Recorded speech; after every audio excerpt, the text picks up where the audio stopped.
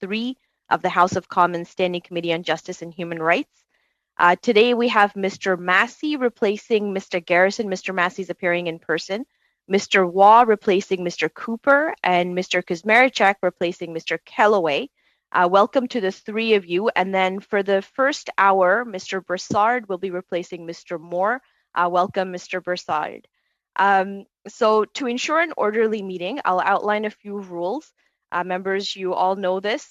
Witnesses, we're hoping that you'll get familiar. Interpretation services are available for this meeting. You have the choice at the bottom of the screen of either floor, English, or French. Members and witnesses, you may speak in the official language of your choice. With the latest Zoom version, you can now speak in the language of your choice. You don't need to select the corresponding language channel. Just select the one that you'd like to listen to. Also, please familiarize yourself with the raise hand function, which is at the bottom main toolbar, in case you need to alert me or Mr. Clerk. Before speaking, please wait until I recognize you by name. If you're on the video conference, please click on the microphone icon to unmute yourself. Mr. Broussard, in the room, your microphone will be controlled as normal by the Proceedings and Verifications Officer. Please ensure that you're following the guidelines for mask use and health protocols as you're in the room. When people are not speaking, please ensure that your microphone is on mute. Reminder that all comments by members and witnesses should be addressed through the chair. And also, I'd ask you to please speak slowly and clearly so the interpreters have a good time translating and interpreting what you're saying. I'd now like to welcome our witnesses. We have appearing as an individual, Chris D. Lewis, who is a retired commissioner of the OPP.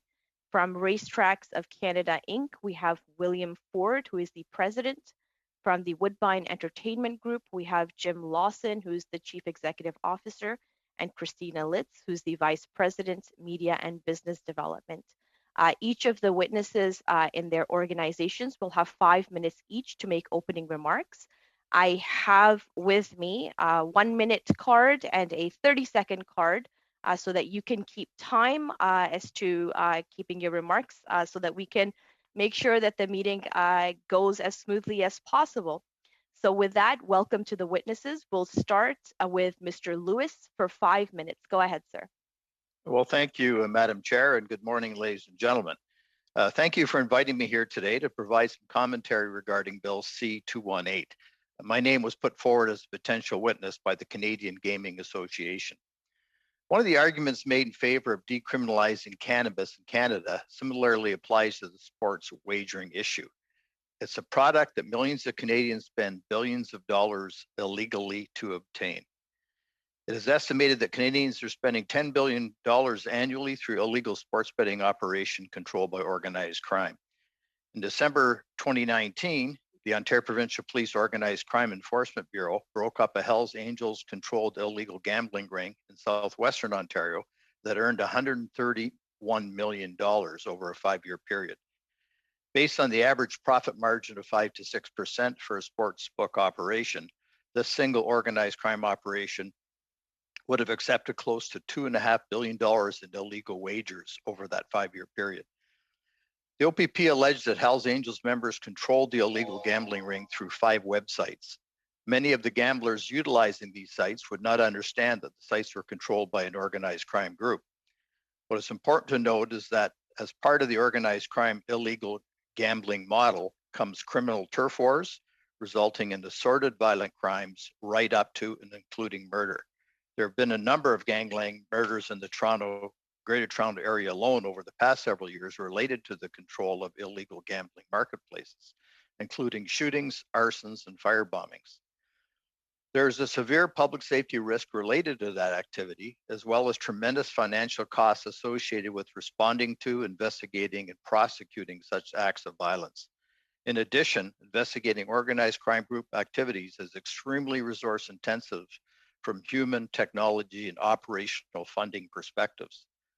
According to a 2019 report from Criminal Intelligence Service Canada, or CISC, illegal bookmaking exists in every single region of Canada. While the exact size of the illegal sportsbook market is not known, It is believed to be significant, some estimating it is in excess of $10 billion annually. There are several examples of large-scale illegal betting operations run by organized crime having been broken up by law enforcement. And these activities provide revenue to organized crime groups that allow them to fund a variety of other criminal activities. The report, entitled Public Report on Organized Crime in Canada, highlights the use of illegal gaming operations by organized crime groups as a high-profit, low-risk market. It states at page 8, outlaw motorcycle groups collaborate with other organized crime groups in the importation of cocaine and other illicit drugs and have networks stretching across Canada that facilitate their well-established distribution lines. They are criminally associated to groups that form the traditional organized crime network and are involved with organized crime groups involved in online illegal gaming.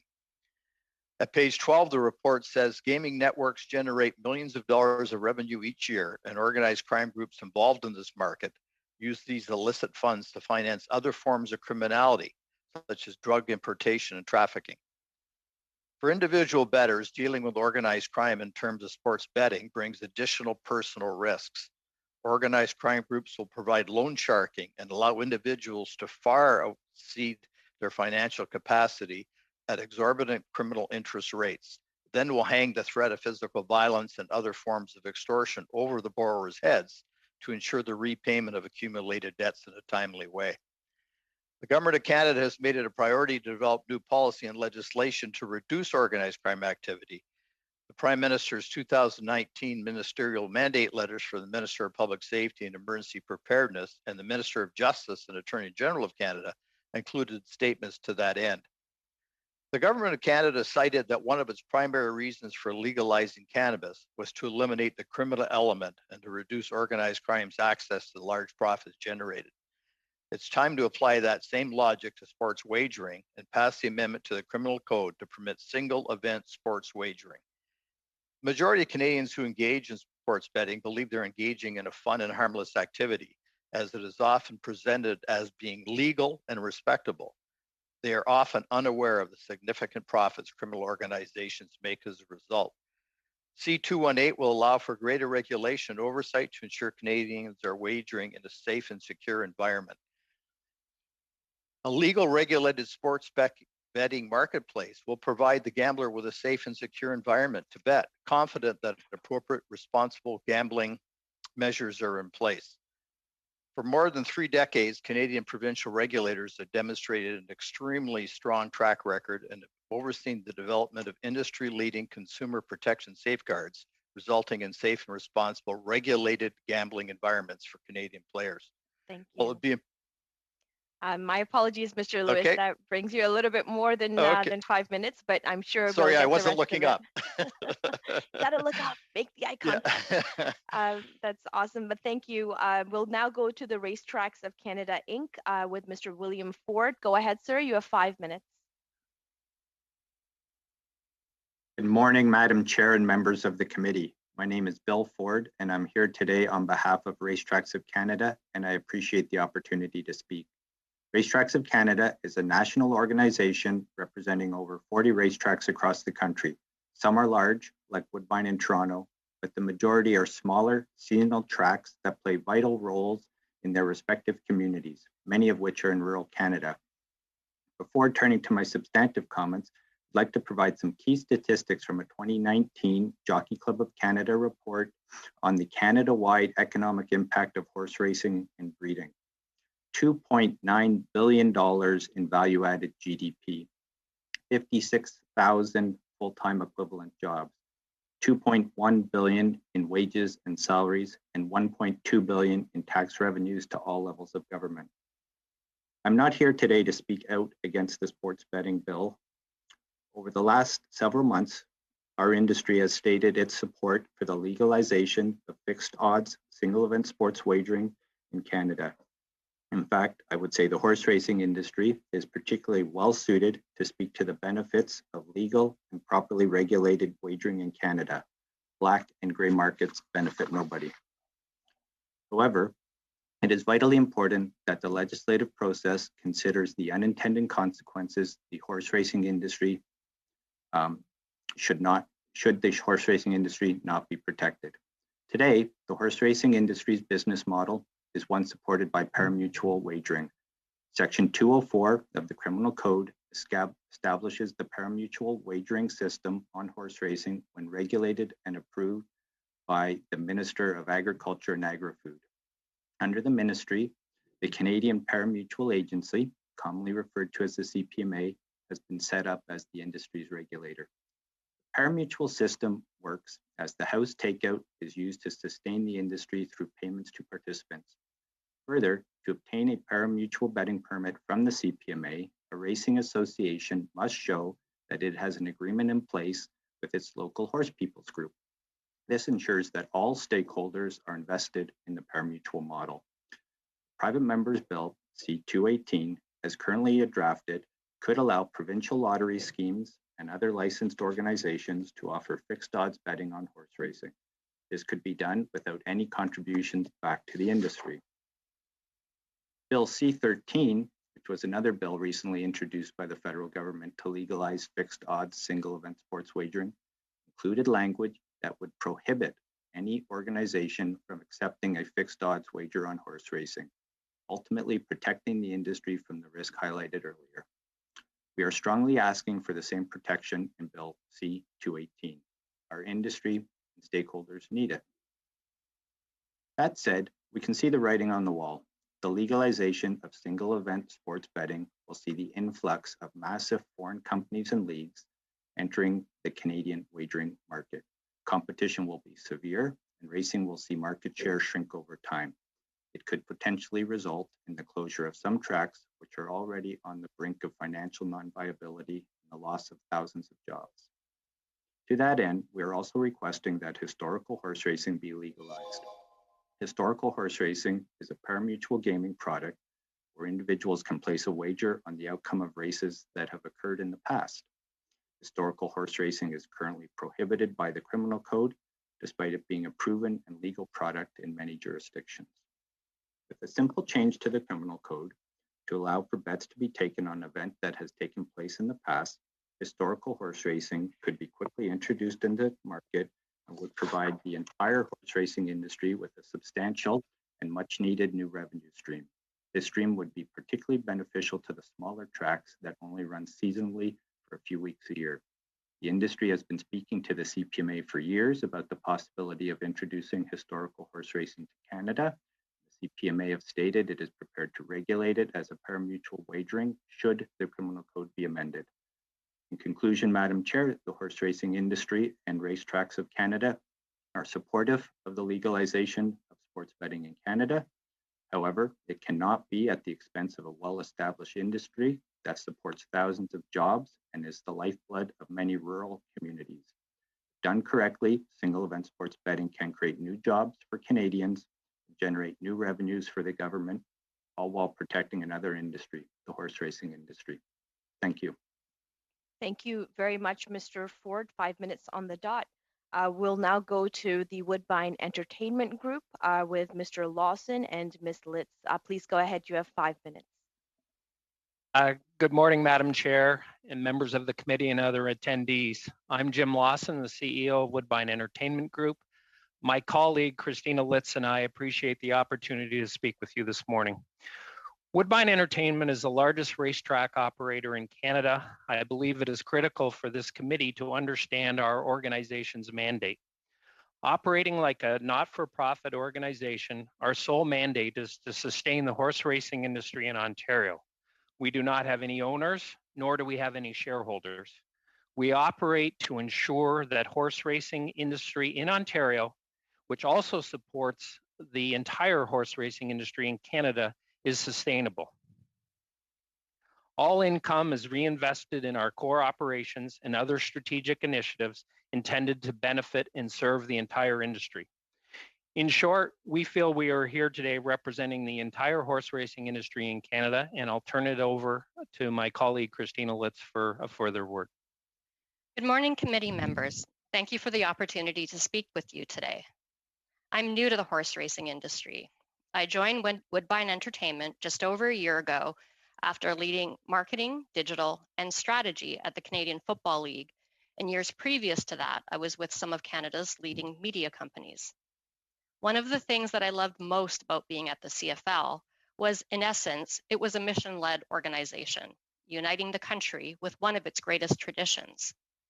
Little did I realize, and what I hope we can share with you today, is how important the horse racing industry is to Canada, both because of the tradition of the sport, but now, even more importantly, because of its positive economic impact in our country.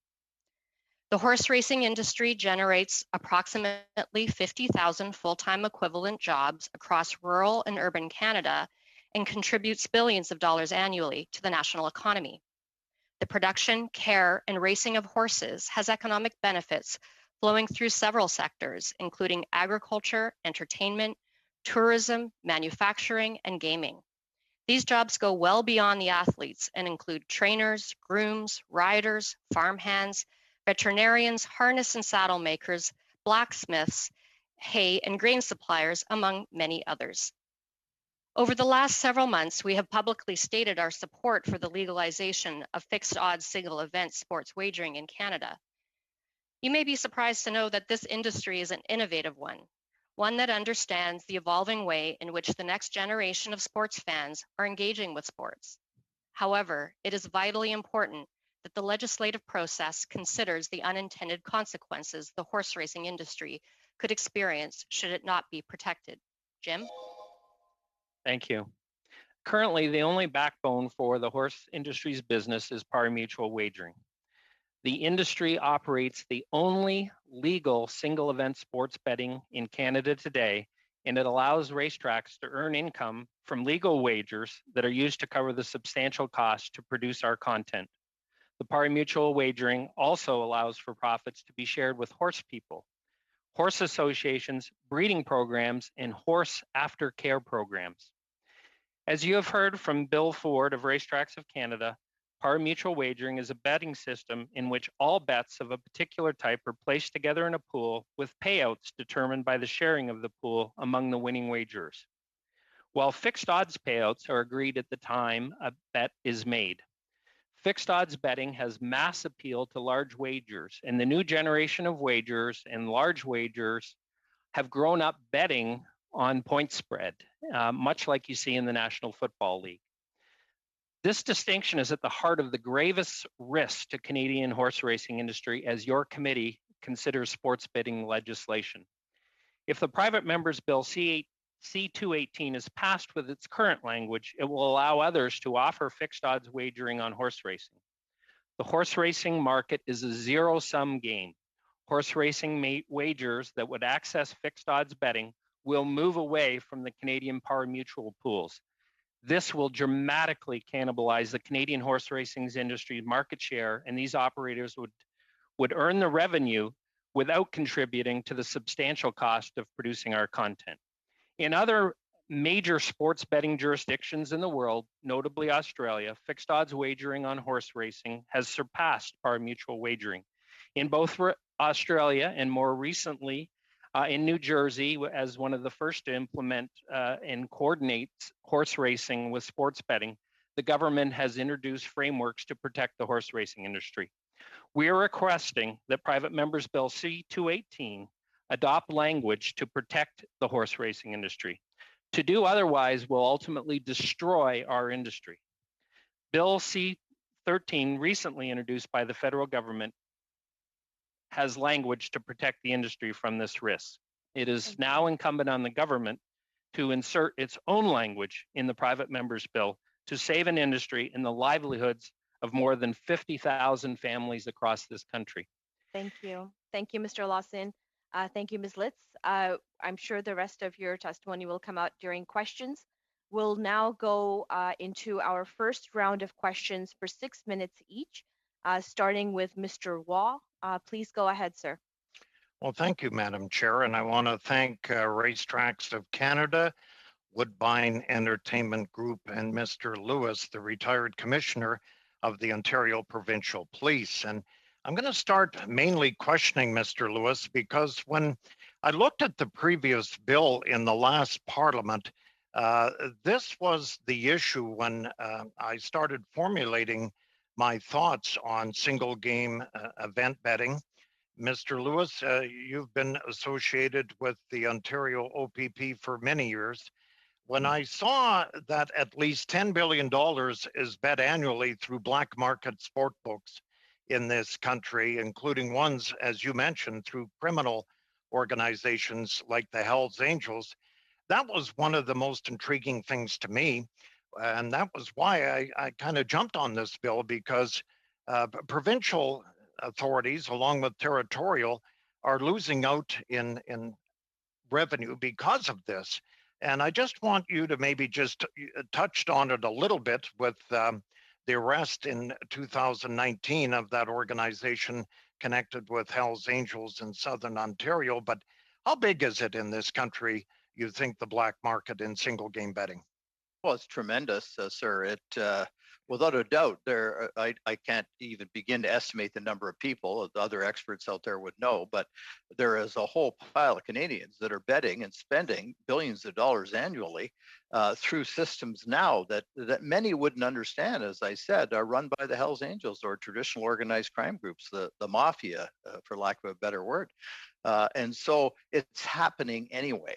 And as I said, much like the marijuana legalization or cannabis, the situation is that people are doing it anyway. So the choice the government has is to pull it out of that murky kind of clandestine, illegal marketplace that facilitates other organized crime activity through the funding that they gather, and bringing it into a well-regulated, well-controlled, safe environment, which government actually makes profits that they can turn back into community programs and other things. So getting the Hells Angels and traditional organized crime out of it as much as possible, it'll never end it totally, is key.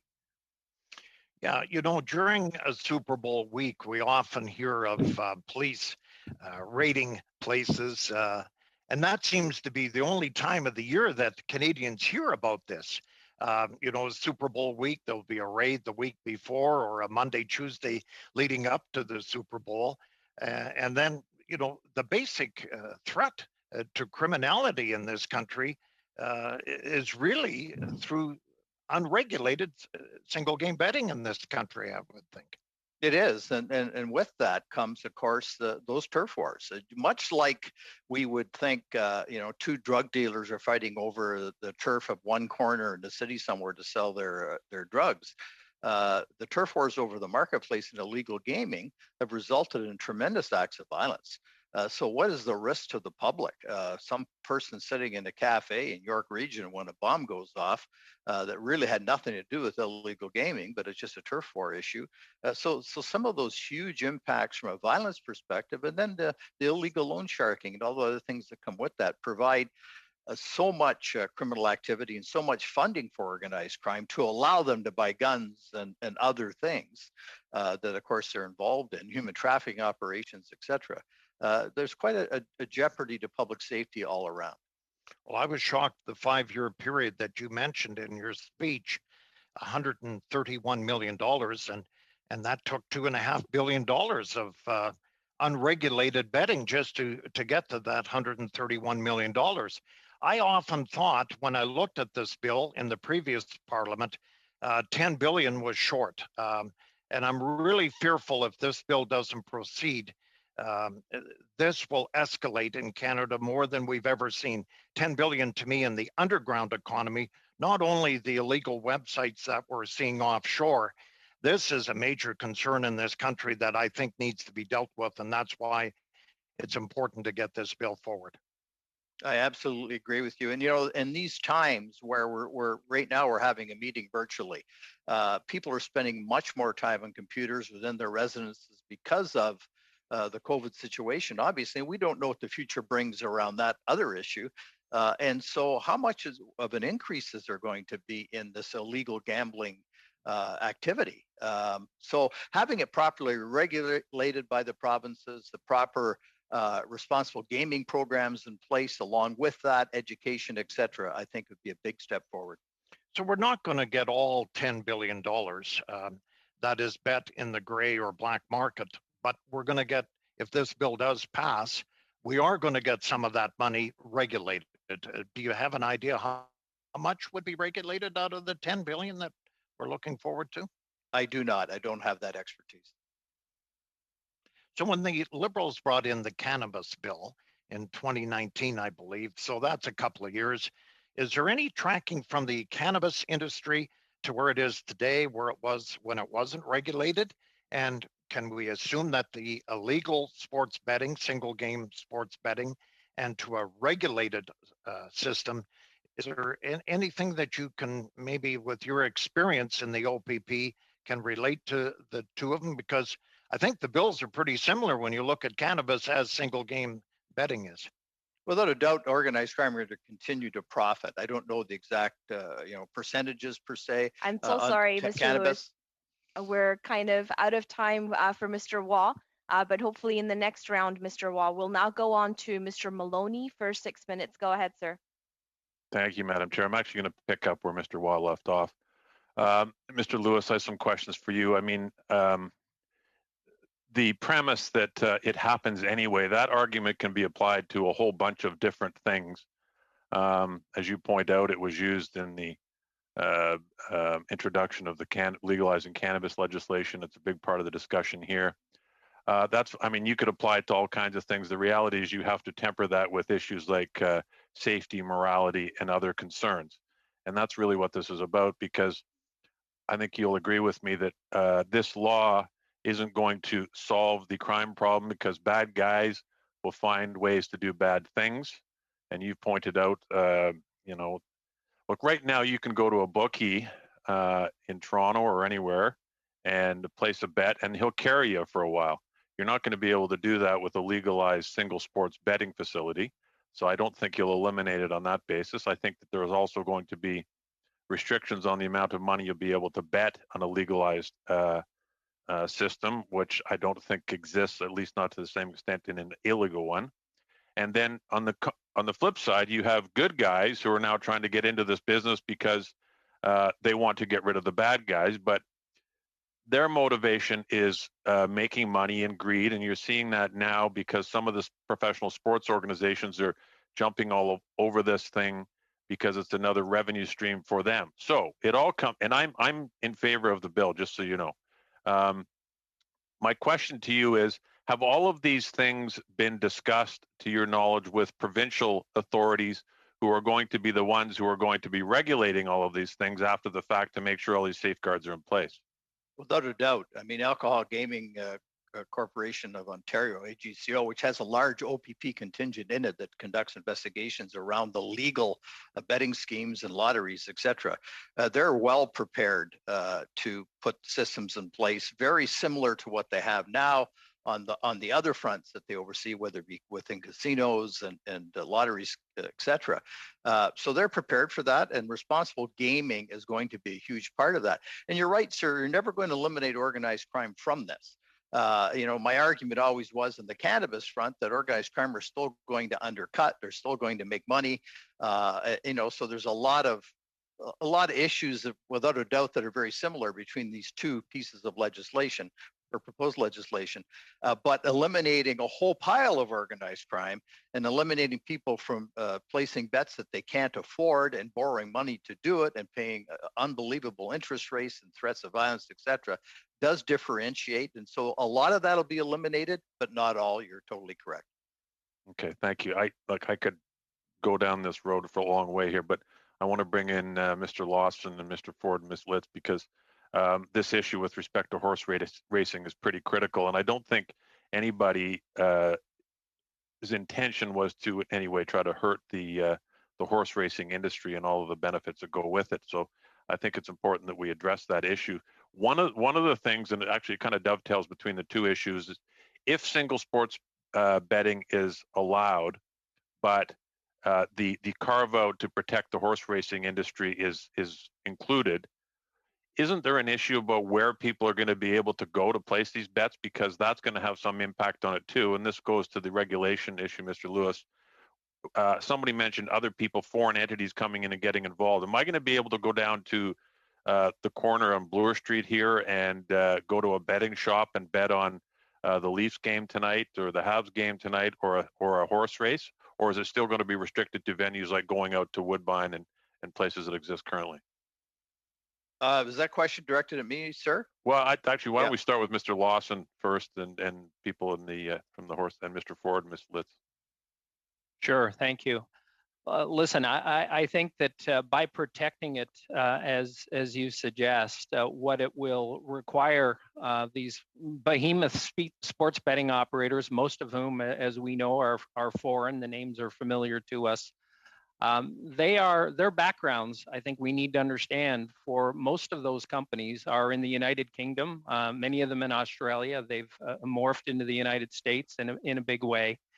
And they like horse racing. They want to work with horse racing. So I do think by protecting the horse racing industry, as the government bill suggested, we'll have these sports betting operators working closely with the horse racing industry, and I think we'll be protected in that fashion. In that they want to offer pari-mutuel wagering as part of their sports betting offering, and that's what they've done in the United States. And we expect with that protection, it will set up a framework within the provincial lottery corps in terms of how it's managed and controlled, that they will be working with us as opposed to having it a completely distinct operations from horse racing.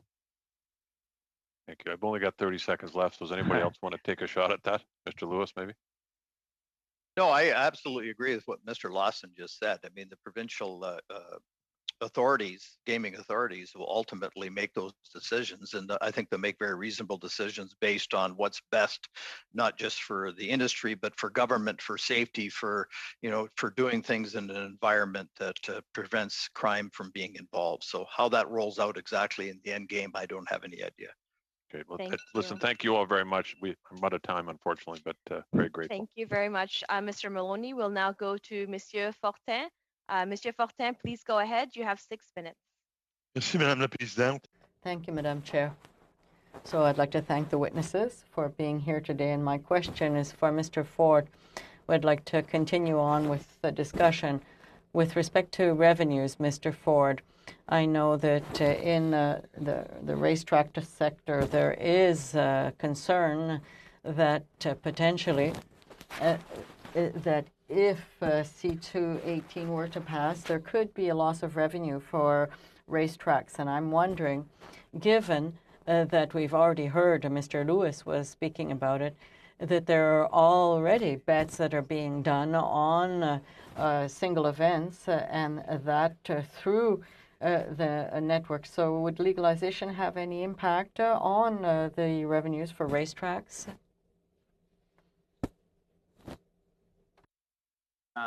Yes. Today, the pari-mutuel model wagers about $1.2 billion that is legal and goes through the CPMA. We're aware that there is a significant gray market area offshore where wagers go. We would be very, very concerned if Bill C-218 came in unamended and that fixed odds wagering on horse racing was allowed. We could see that 1.2 billion totally undermined, cut in half easily. And those people that are have received the licenses from the various provinces would be under no obligation to pay into the system, and the whole entire system could therefore collapse upon itself. So we absolutely need the protections that were in the government bill C-13. And I think with that, we can maintain the pari-mutuel system going forward. That said, one of the things that we are telling all of our members is that you must work with your local provincial regulator. You must understand how it is going to roll out in your province and ensure that horse racing and tracks can be play a meaningful role.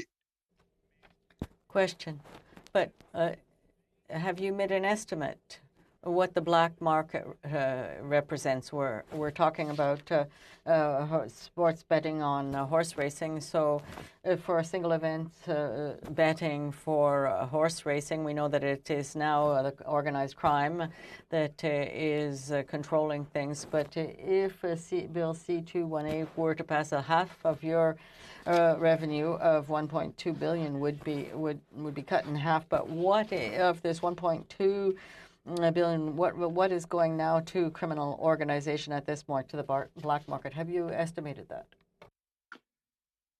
We don't have a great estimate. The gray market and the black market do not publish their numbers. We just know that anecdotally, I can go on my computer and I can find 10, 12, 13 sites that are selling the Woodbine, the Hastings, the Trois-Rivières signal legally, and people are making bets through those sites and not paying anything into the system.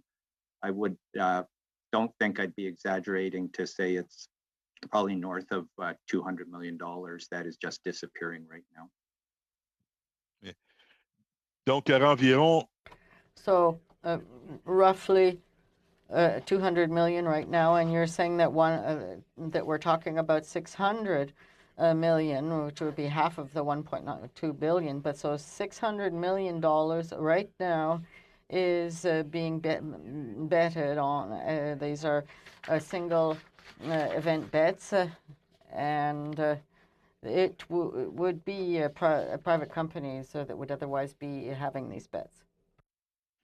Yes, so just to clarify, the number that is bet pari-mutually in Canada legally through the CPMA is $1.2 billion today.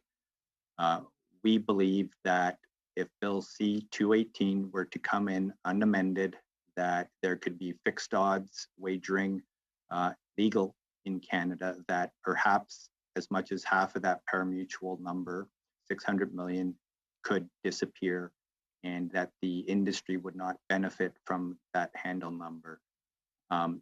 You've asked me to also guesstimate at what I think the offshore market on Canadian horse racing products could be today.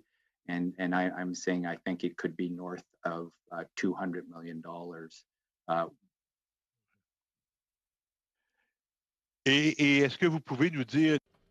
Question, and can you tell us a little bit more about where you're getting your numbers? I'm not saying that you're wrong, Mr. Ford, with your numbers. I think you probably are quite right, but I'd like to hear what you have to say about the source of these numbers. How do you estimate a market for fixed for the single event? How do you estimate it at this loss of 600 million per year?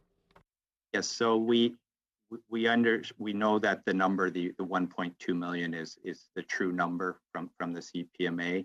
Our estimate of half of that could go away is really looking at foreign markets and using Australia as the example.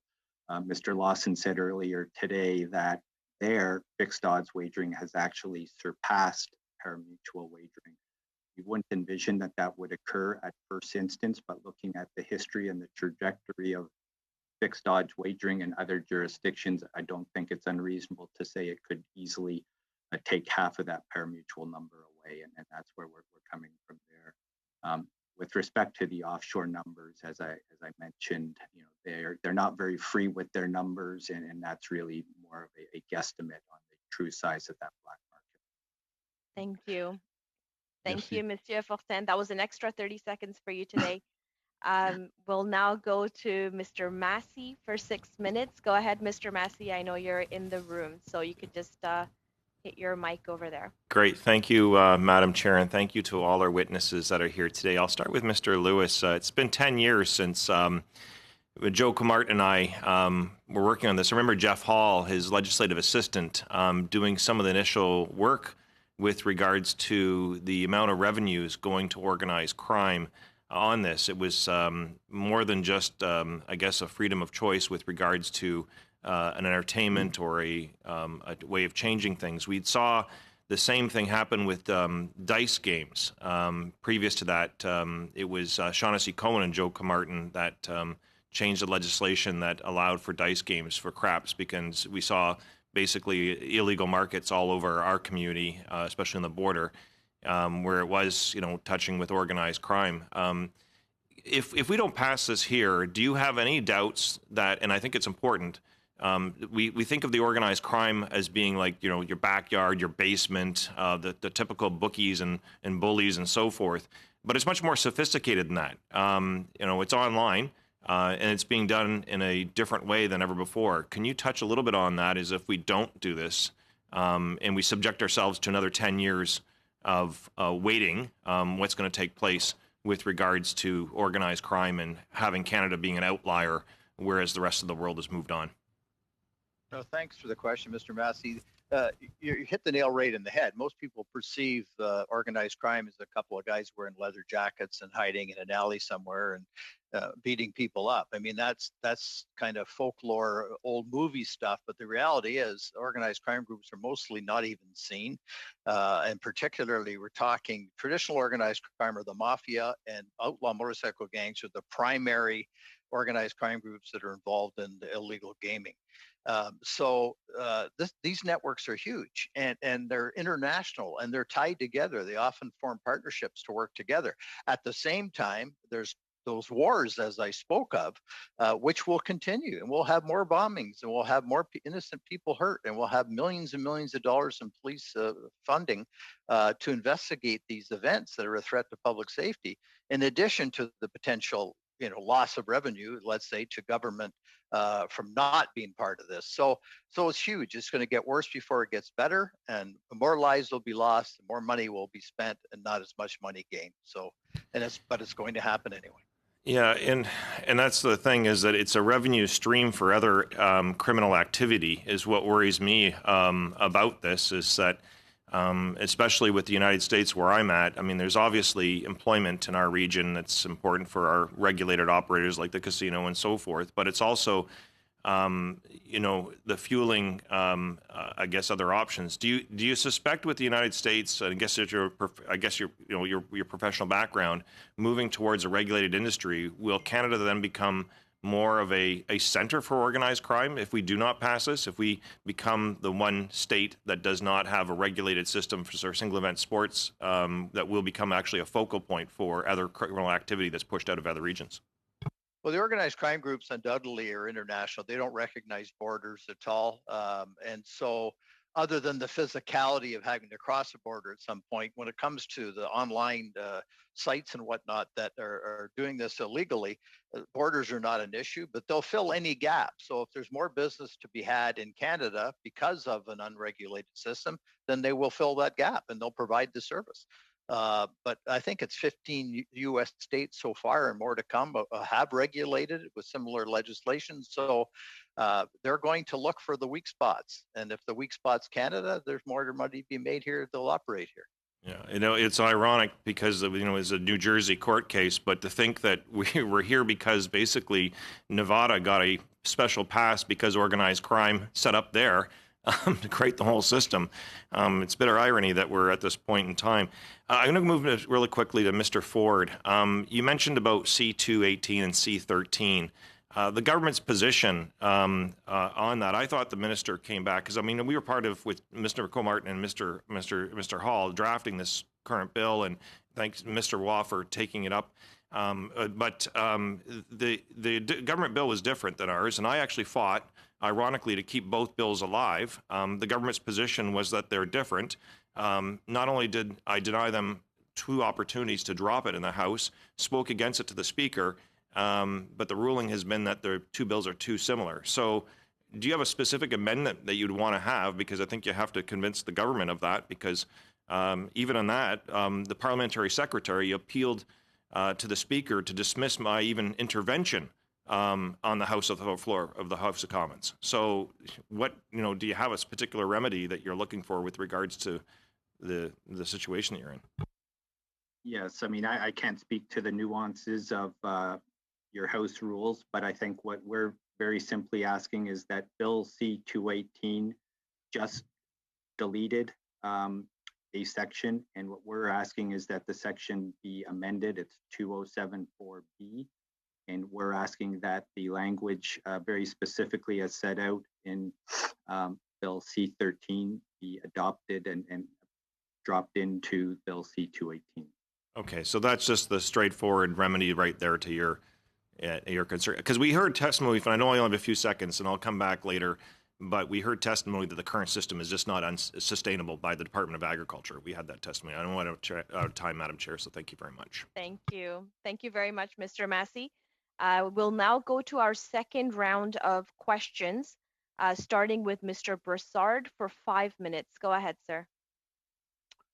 Okay, thank you, Madam Chair. I want to carry on with the cannabis situation that Mr. Lewis was talking about earlier. What we've seen with the legalization of cannabis, and we've heard from mayors and police chiefs across the province of the various loopholes that exist that are allowing for large marijuana grow-ops. Mr. Lewis, what do you see or foresee some of the areas where organized crime might be able to do, for lack of a better term, an end around on government-related or government-regulated sports betting? What are some of the loopholes that they may try to use? I don't know, Mr. Brassard. Good morning, by the way. Good to see you, sir. Good to see you again. I think that, like the marijuana situation, they're going to still provide a service because some are still going to go the criminal route. Those that can't afford to bet legally but can borrow money off organized crime groups will still go that way.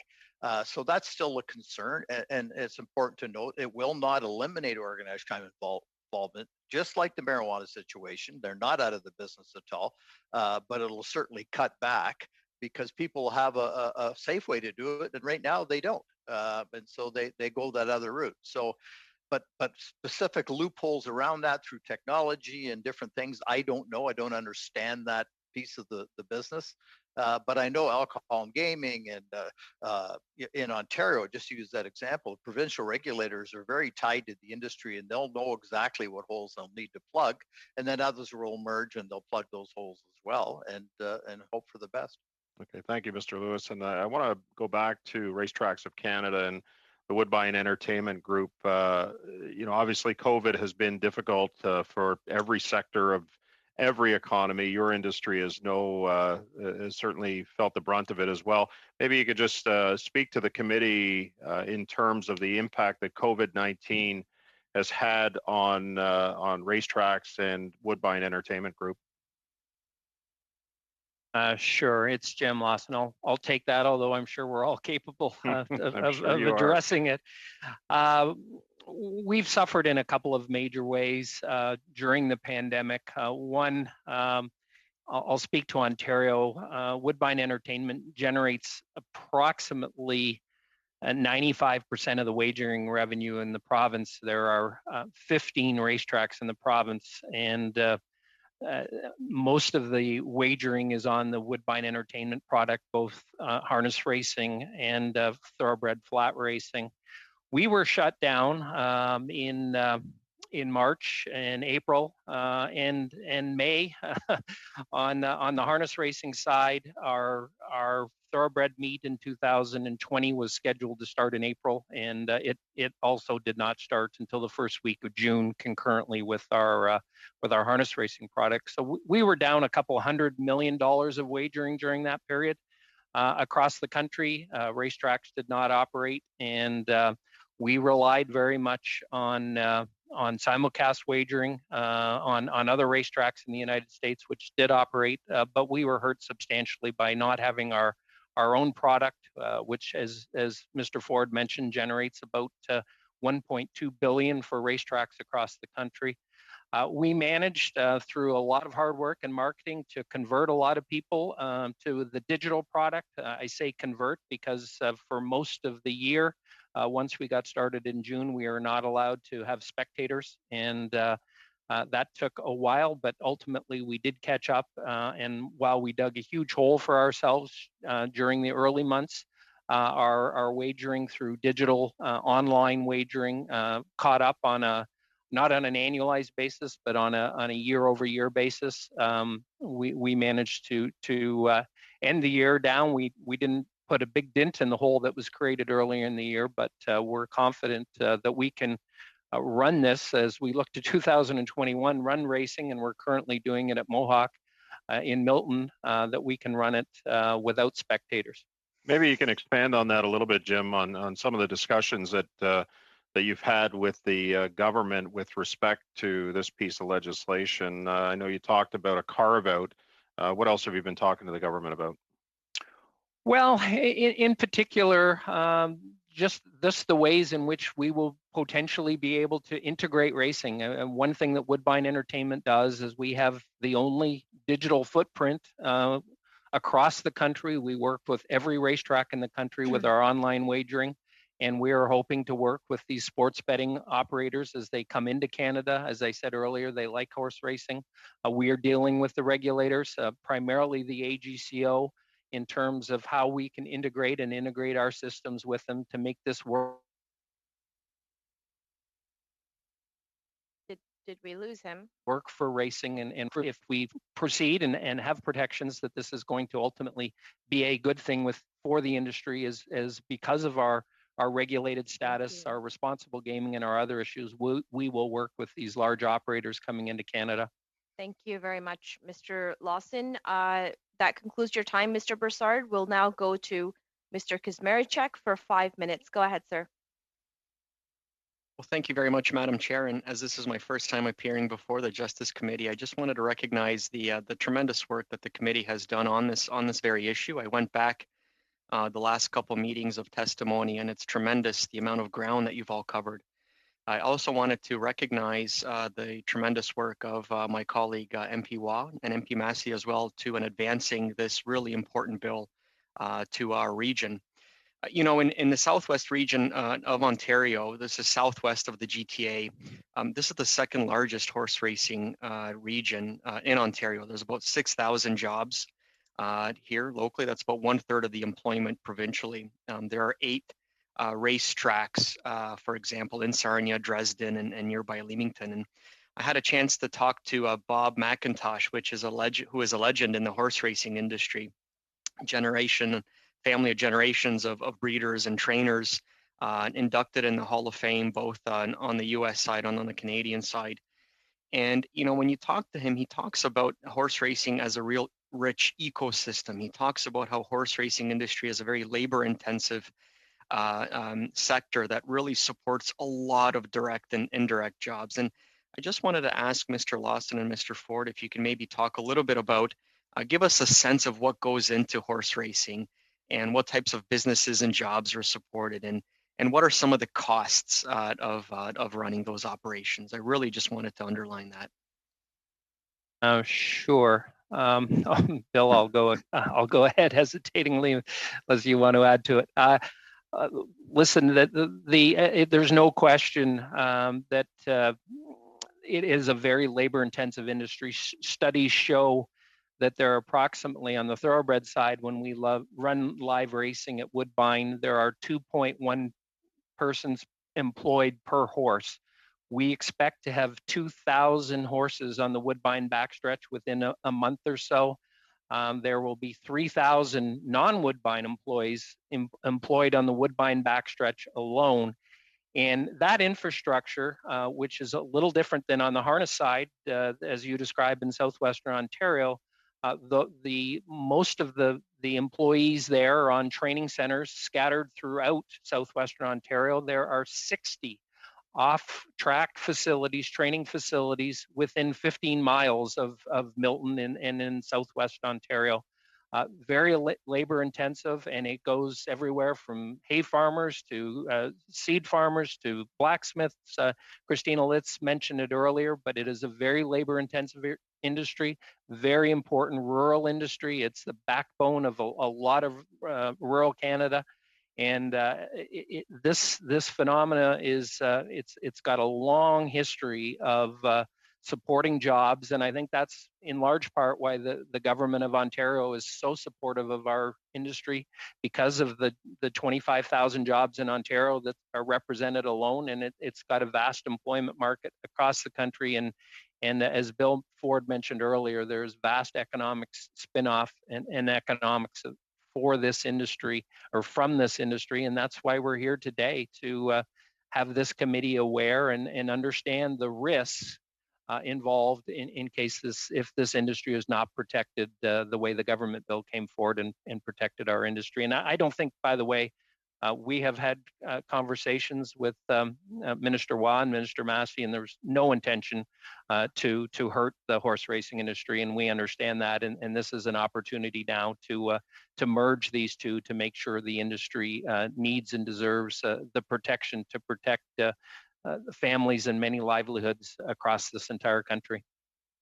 Yeah, I mean, the only thing I would add to what Mr. Lawson says is it's quite unique is that, you know, we have many tracks that are in big urban settings and employ a lot of people, but then we're also massive job generators in the rural communities. And I'd be also remiss I didn't address an earlier question on how COVID has hit the industry. It's been devastating. I mean, we have just recently heard that Marquise Downs is not going to run its meet for a second straight year because of the problems with COVID.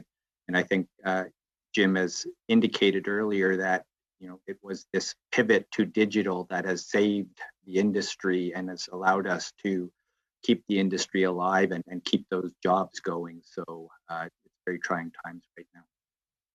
I know that I'm just about out of time. You are actually completely out of time, Mr. Kazmarchuk. Thank you. Thank you very much. We'll now go to Monsieur Fortin for 2.5 minutes, sir. Go ahead. Merci, Madame la Présidente. Thank you, Madam Chair. My question is for Mr. Ford. I understand, we all understand that the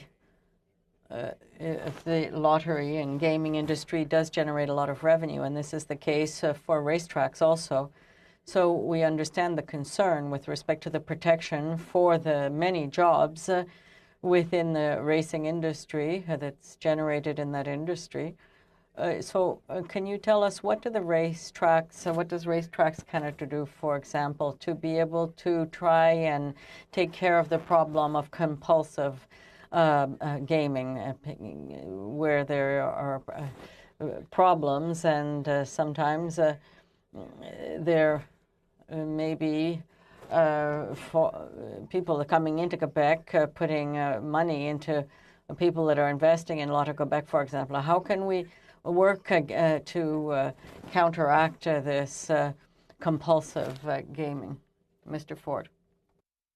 Yes, it's a very serious issue and one that we take very seriously. I would say, you know, the first most important thing is to the black market and the gray market.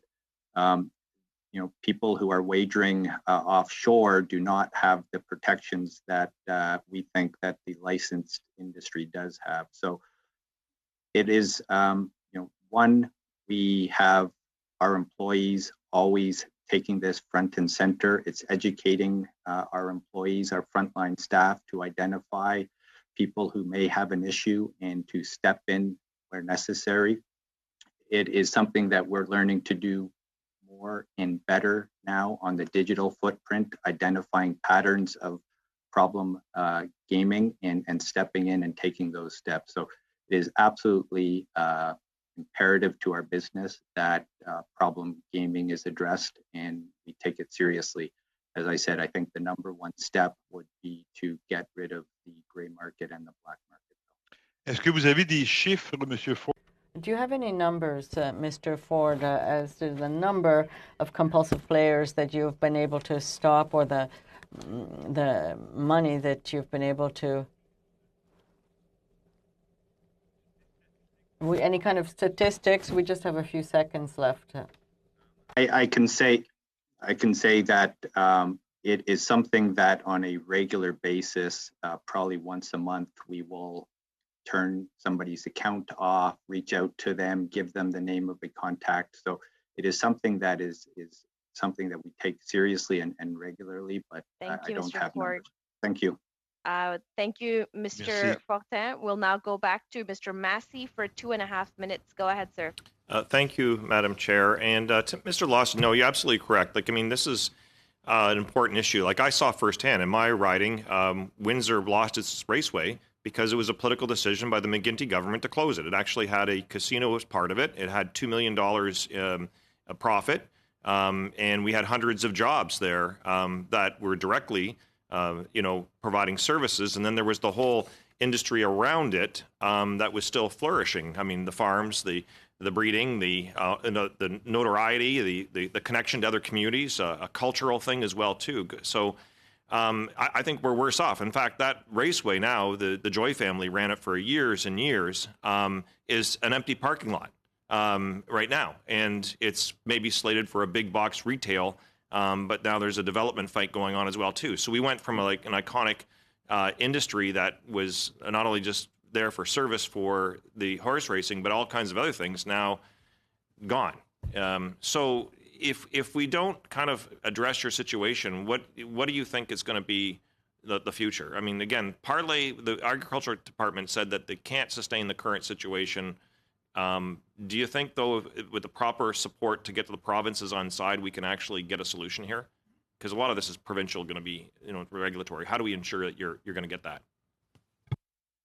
Well, listen, I'm not familiar exactly with the discussions of agriculture. I think at the CPMA does a great job of regulating the industry in terms of the support. I think that, I know we work extremely closely with the AGCO on a regulatory basis. I think in terms of protecting this industry, if the our proposal to merge these two bills relative to horse racing occurs, there will be, I think there's an opportunity for horse racing working with the provincial regulators in each jurisdiction to support racing and to, we contribute a lot out of our wagering dollars today, both to funding the AGCO on the horse racing side and the CPMA, and that will continue. And as we have the potential to increase our wagering and increase our relationship, I think there's an opportunity to strengthen the regulators, and I think we'll be able to do that. And I have high confidence that our contributions to, at least in Ontario, to the AGCO through wagering, will be able to sustain it. And to go in the other direction, you're right, it risks destroying not only Windsor but all of the racetracks in Ontario. Thank you. That's why we're here today. Thank you. Thank you very much, Mr. Lawson. Thank you, Mr. Massey. With that, I'd like to thank our witnesses for your testimony today. We'll now be moving onto our second panel, but before we do that, I'll just remind members, as per our last meeting, we will be needing about 10 minutes at the end of our second panel to discuss some housekeeping as well as some motions presented by Monsieur Fortin. So please do make arrangements. The meeting is now suspended as we let in our next set of witnesses.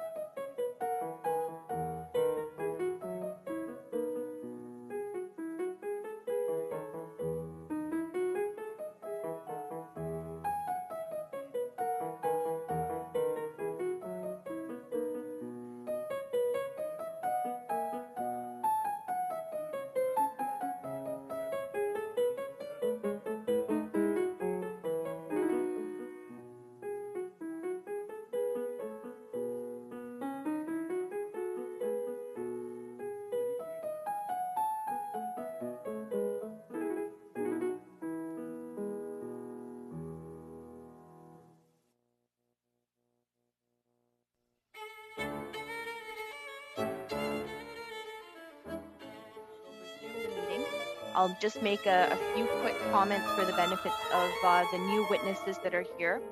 Before speaking, please wait until I recognize you by name. When you are ready to speak, you can click on the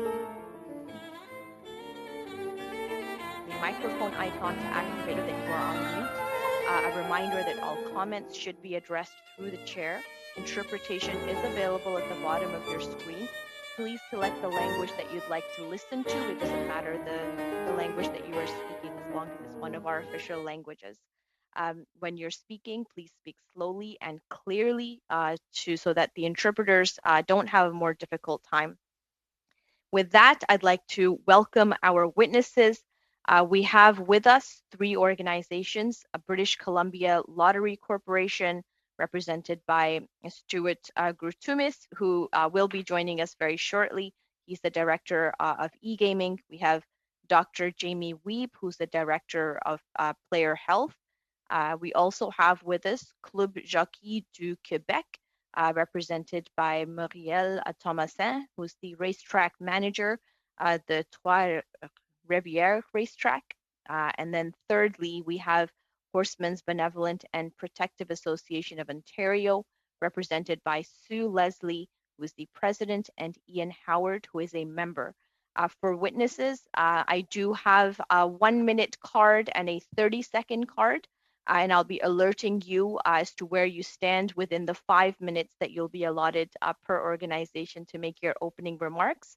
We'll start then with the Club Jockey du Québec. Ms. Thomasin, please go ahead. You have 5 minutes.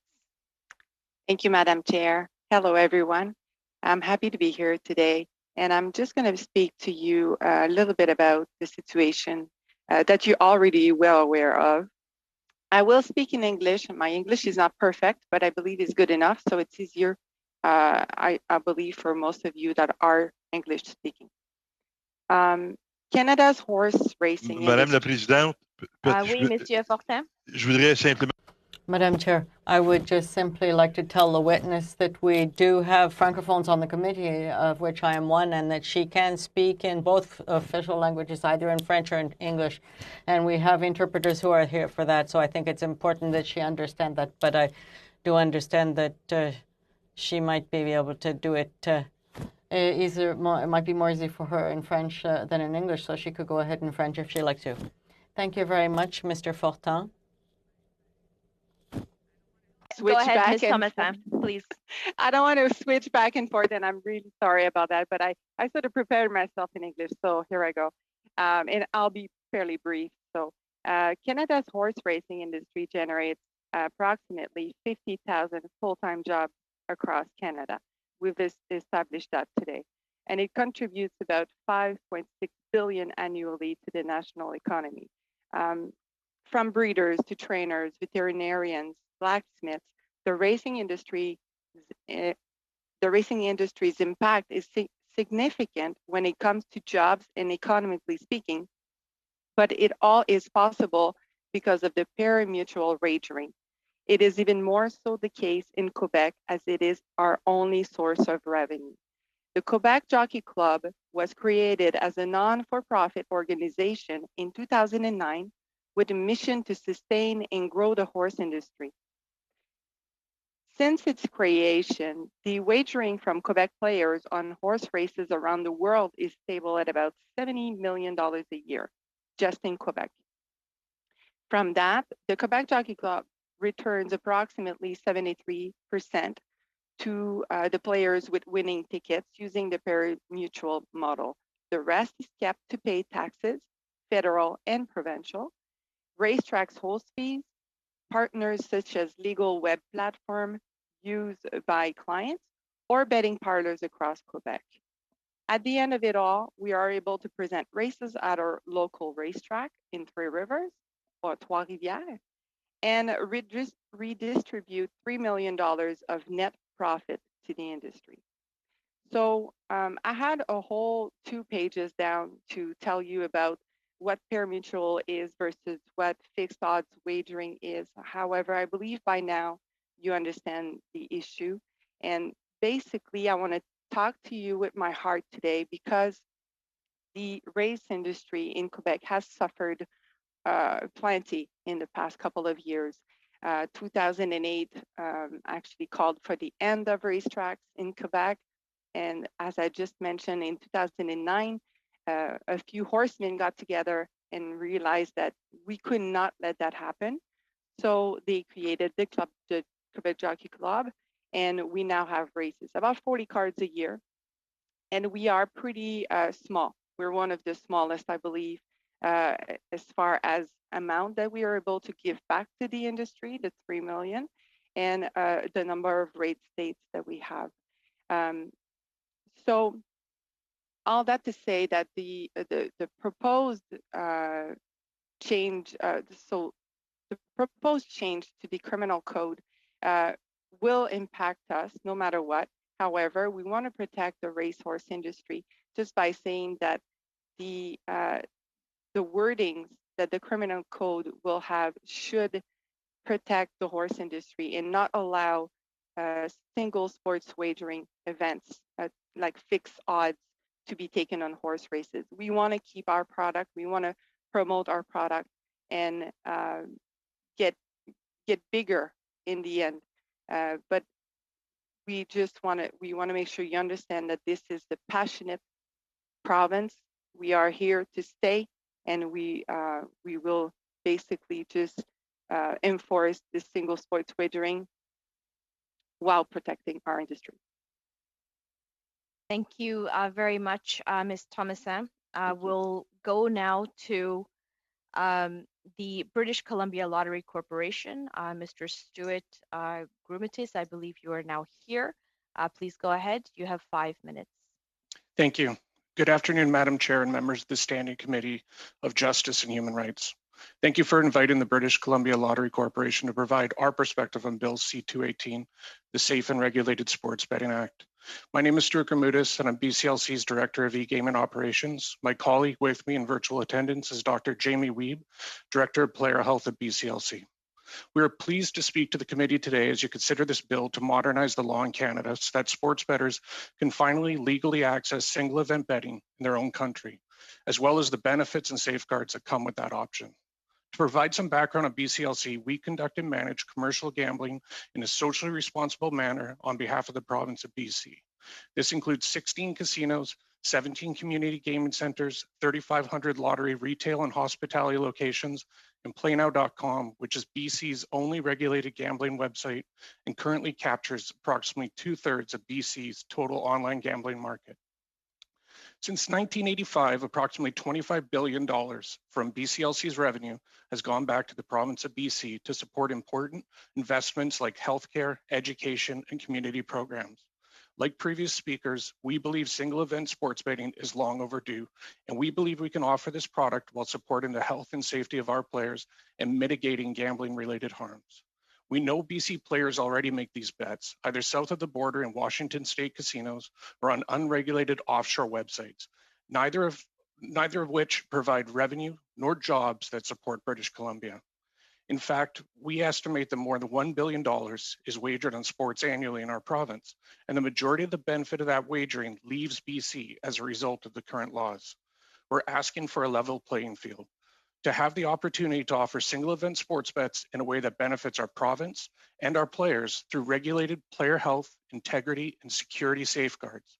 In the short term, BCLC plans to first implement single event betting on PlayNow.com and quickly create a new suite of sports betting opportunities for our customers.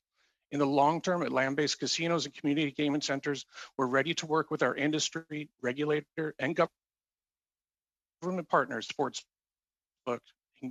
We'd also consider enhanced sports betting offerings at hospitality locations, such as providing a much-needed economic boost to bars and pubs across BC. While this is a significant opportunity for our players in our province, we acknowledge that legalized single-event sports betting creates responsibility to enhance the robust player health safeguards we already have in place. We can tell you that providing the best player experience possible while supporting the health and well-being of our players by reducing gambling-related harms is at the forefront of how we work. In fact, our goal is that no one is harmed from gambling offered by BCLC, and we're working towards this by not only encouraging healthy play, but making our products, environments, and services safer for our players. One way we do this is through player research to gain deeper understanding of risks, current interventions and safeguards, and evidence of their effectiveness. Another way we do this is through our GameSense advisors, who are dedicated player health specialists available to support players with informed decision-making and healthy play, or refer them to treatment and support when needed. During the onset of COVID-19 pandemic, and with BC casinos currently closed, we enhance these supports and have GameSense advisors available via telephone and online chat on playnow.com. In fact, playnow.com is the only online gambling website in North America and one of the few in the world with dedicated player health specialists ready to support their customers. You'll also recall from a previous speaker, Mr. Zane Hansen from SIGA, that our GameSense program is widely used by provincial counterparts in Saskatchewan. It's also licensed in Alberta, Manitoba, several jurisdictions in the United States, including all MGM resort facilities. Our commitment to continuous improvement and evidence-based approach to player health, BCLC received the highest level of certification for the 4th time in a row from the World Lottery Association for excellence in responsible gambling programming. If Bill C-218 is passed, BCLC and our Canadian regulated counterparts are well positioned to offer single event sports bets to players in a safe and responsible way. As someone who has been with BCLC for more than 10 years, I know firsthand about the investments we have made in player health, the terrific player experience we offer, and how much better it could be with single event sports betting. This is something our country is ready for. That's why we're urging you and your colleagues to work collaboratively to bring single event sports betting to Canadian players and provinces. Thank you. Thank you very much. We'll now go to the Horsemen's Benevolent and Protective Association of Ontario. Ms. Leslie, Mr. Howard, you have 5 minutes. Go ahead. Thank you very much, Madam Chair. I've been in the horse racing industry and community for more than 40 years, and I currently have the privilege of being the chair and president of the Horsemen's Benevolent and Protective Association. I've also held various other positions across the industry. In 2012, I also had the privilege of being chair of the Ontario Horse Racing Industry Association when the industry faced a financial crisis due to the Government of Ontario's decision to end the Slots at Racetrack program, which at the time was the funding model used by government to support the horse racing industry. This one decision nearly killed the horse racing industry. The industry seemed to be collapsing right before my eyes, and I won't go into the very sad details, including the welfare of the horses and the sheer worry of the thousands of families. Fortunately, we were able to show the government the devastation caused by this decision, and an alternative financial solution was provided.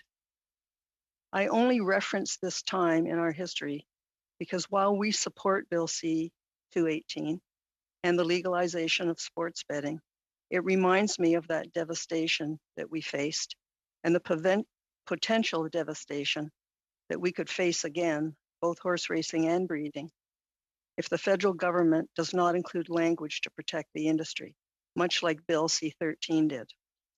To further explain my significant concern on the unintended consequences the industry could face, it's important to understand the costs associated with horse racing are substantial.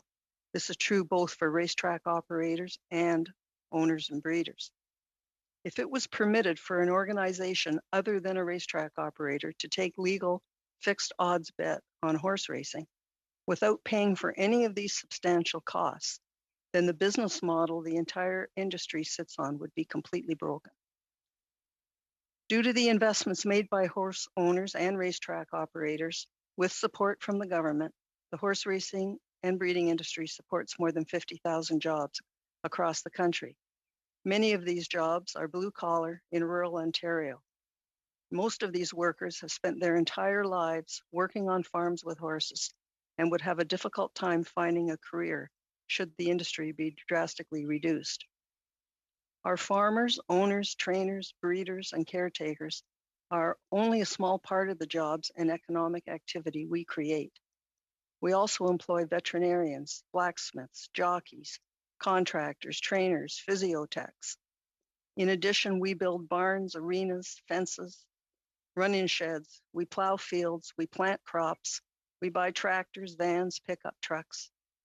We produce $5.7 billion annually in economic activity. I would say an industry more than worthy of protecting. I want to reiterate, $5.7 billion in economic activity and 50,000 jobs. I've spent a fair amount of time speaking about the people and the families whose livelihoods depend on this industry. We must also consider the horses. The product is a living, breathing equine who requires 24/7 care, which is very labor intensive.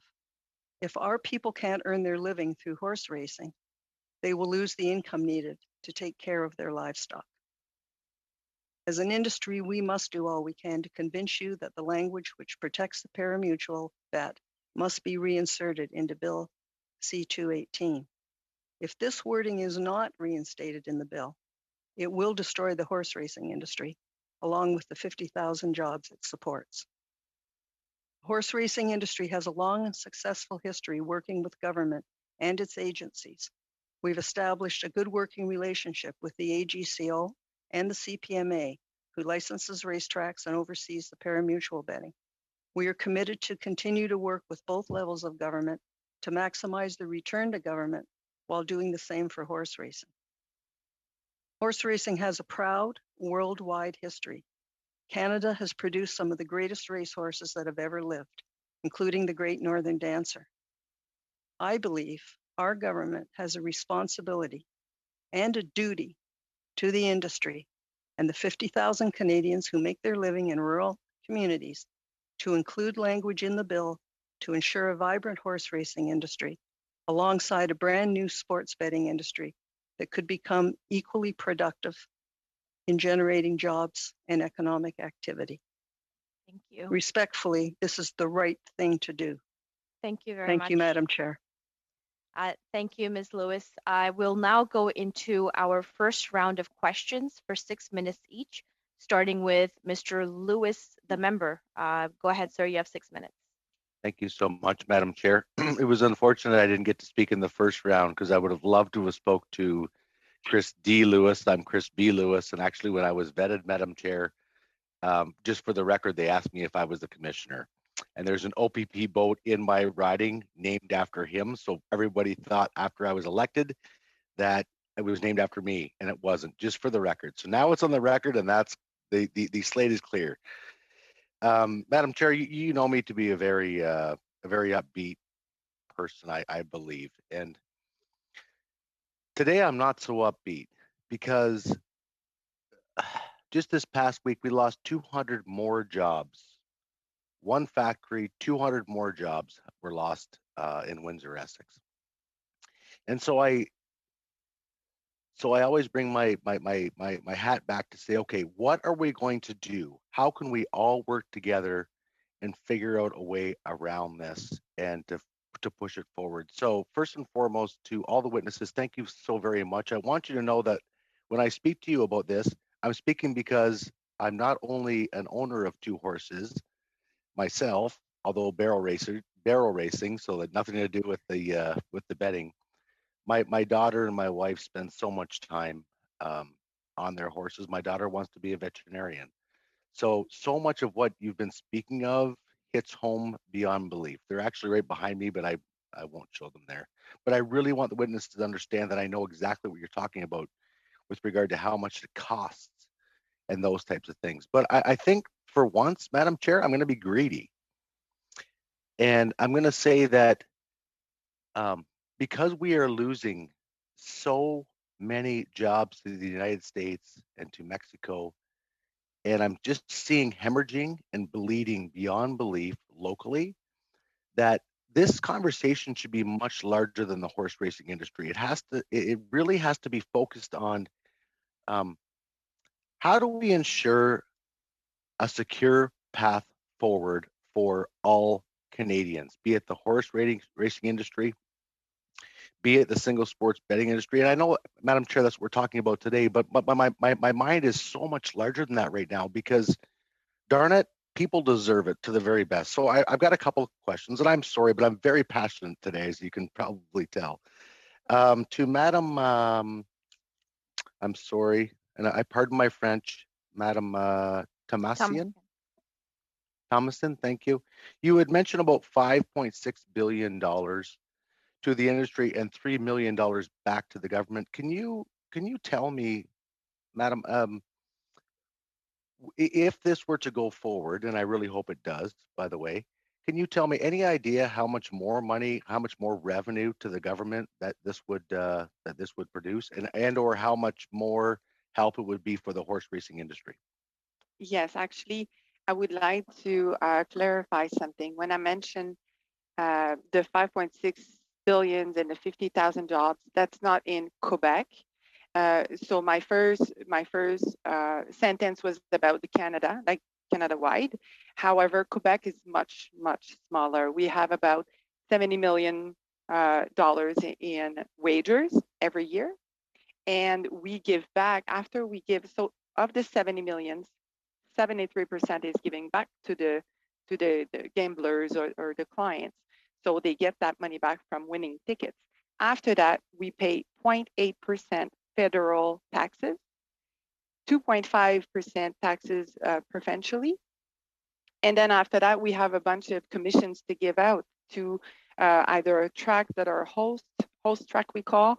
So let's say we present a race, then that if the track is Woodbine, if the track is in the States, we give back a percentage to that track to basically use their fee and make money off of it. And that's how it all trickles down to about 7 or 8% that we keep in our pocket, which is a bit more than 3 million. But then we have the racetrack fees, my staff's, like I pay all kinds of expenses. And then after that, I'm able, like net profit in our pocket is about 3 million a year. And we give 2.5 million at the racetrack for 40 cards. And we give back about $500,000 for fair races that are going across Quebec. And then, so it all trickles down. So it seems super large, but then at the end, see how a purse can be $3,000 and the winner get 50%. So the winner only go back home with $1,500 that week. Perfect. Thank you very much. And I know I have 1 minute left. Thank you, Madam Chair. This will go to Mr. Grumudis. I apologize for the if I made it wrong. Sir, I don't know where you're at in BC, if you are somewhat lower land BC, if that makes any sense. I know that border issues have become quite an issue, but I'm really excited about this because I believe it's going to promote tourism. And I believe, thank you, Madam Chair, and I truly believe that there's a lot of economic spin-off to this. Any idea what that impact might look like in BC? Yeah, so we estimate that there is an opportunity of between 125 and 175 million dollars in revenue that's possible. But to your point, we do believe that we can implement some destination sports betting facilities that, as you mentioned, would potentially have travelers coming from elsewhere in Canada or also from down south up to participate in that. We know that we have already have some destination casinos. So adding sports betting is just another element to drive that tourism. Thank you. Thank you, Madam Chair. Thanks very much, Mr. Lewis. Now we'll go to Ms. Briere for 6 minutes. Go ahead, ma'am. Thank you, Madam Chair, and thank you to all our witnesses today. Ma question s'adresse à Madame.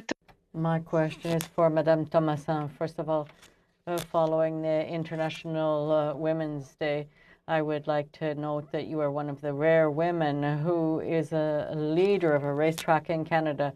And I would like to congratulate you for your work with respect to increased regulation that you've brought in.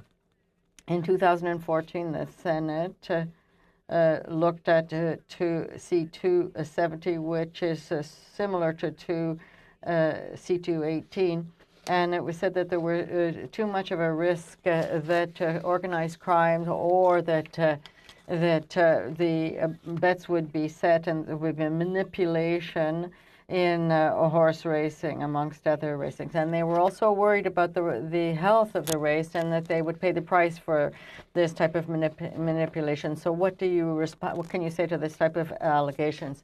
I'd like to say that the society has evolved, and also it's clear that we have to be clear that when there is money involved, people may try and manipulate things. But I can see that the future will be much clearer. We have regulations by the CPMA, and they do drug testing also, and we also have other associations that work with me to regulate the WIP and also drugs and other types of drugs, if you will. And so this is now a much more structured world than you might imagine. And there have been notes to say that there have been drug testings that have been used to limit the unnecessary use or non-ethical use of drugs for horses. And so at the MAPAC, I have worked with people who there, and they have said that you can't imagine how we're at the horse track well set up for the health and welfare of the horses. And so I think that if we work with a more futuristic vision with respect to a new type of society, we can attract clientele, maintain. We have to be clean. We have to be able to respect the animals that are being used in our horse racing. Well, that's very clear. Yes, thank you very much. Generally speaking, have you noted negative consequences on your industry with respect to the single event sports betting that is not allowed at this point? No, I think that our pari-mutuel model, I think it works well. And so I think that with respect to sports betting, I think that they could come to our level. What we are asking, however, within this situation in 2021 is that we want protections in place so that there will not be any other types of bettors that come onto our territory, if you will. And so I think that we do need to work together, and I think that we would be able to do good things for the industry. Quickly, just with respect to the industry, if we can generate more revenue, then the industry, since we're an association and more will be going into the industry as we're non-profit. Yes, as you know, C218 would allow a single event sports betting for horse racing. So what would be the impact on your industry first, and then with respect to the health or the treatment that horses would have? Well, the treatment for horses, for us, this is an industry in Quebec where it's a more of a small industry. It's family-oriented. Mr. Lewis was talking about his wife and his child that ride horseback. And for us, it is an industry, but it's really a lifestyle, a passion. And so I don't think that the health of the horses will be affected. And I'm sorry, I somewhat forgot the beginning of your question. So the question, generally speaking, for horse racing, the fact that the single event sports betting would be possible, what impact will that have? Well, if there's no changes to the criminal code, the proposal right now to say that we're going to abolish this language, that may kill us. So we will not be competitive because people will be able to bet on our races. But if, however, we say that we want to protect horse racing and keep it with the pari-mutuel model, then I think that it's really the language that's important, and that could destroy us. Thank you very much. And what do you think? This legalization for single event sports betting, who will it help? Answer. Well, I think that Loto-Québec, at least for Quebec, that's a huge company, and other companies, sizable companies, will benefit. But for us, even if we could work together as an association, but it's inevitable. I think that at this point, it's just a matter of knowing who is going to be offering it and how and why. So, of course, Canada or even Quebec may benefit, but we need to see if we can cut back the illegal activities, I think that would be good. And it would be good to use those funds and to redistribute them, whether it's for sick children, whether it's for women who are homeless. There are many organizations could benefit from those funds. Thank you very much. Thank you. Madam Chair, I would just like to say that Sherbrooke is the birthplace of Aimé Choquette, who is a very important person within horse racing. Thank you, merci. We'll now go to Monsieur Fortin for 6 minutes. Go ahead, sir. Merci, Madame la Présidente. Thank you, Madam Chair. My question will be for Madame Thomassin, and I'm going to start by saying hello from Madame Charbonneau, who is your MP who would have liked to have been here. But your testimony, you're saying you're worried about the financial impact of the legalization of single event sports betting.